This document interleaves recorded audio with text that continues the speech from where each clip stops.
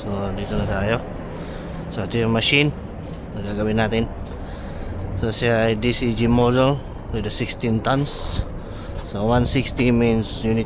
Kailangan mo na naman basahin dyan yung dalawang digits sa unahan.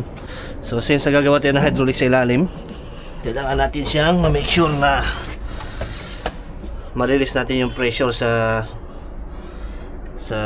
hydraulic lifting sa main cylinder. Kasi ang gagawin natin yung sensor ng main cylinder. So yan yung error code siya. The main lifting cylinder hose lang ang gagawa natin. Kailangan pa rin natin ito siyang release lahat ng hydraulic. So double check lang, dahil pag hindi, kakalat yung ating, huwag mo na, kakalat yung ating hydraulic sa ilalim at posibilidad pa na maligo tayo. So gagamitin natin to para maangat natin yung cab, i-tilt natin ito. So yun, ito na yung sensor na ipapalit natin dito sa sensor na basag na ito. Ito yun.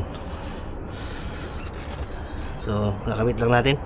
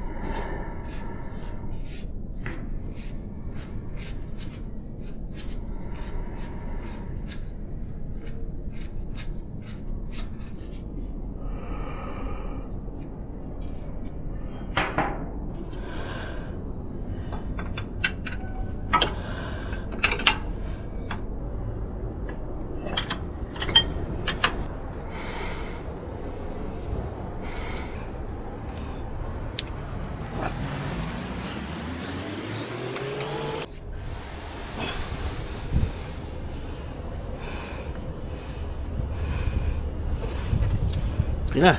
So lagi tayo may ganito.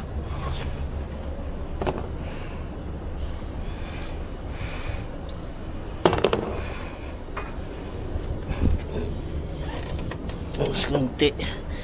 So yun, para may basa doon sa ilalim. Kailangan natin makita yun.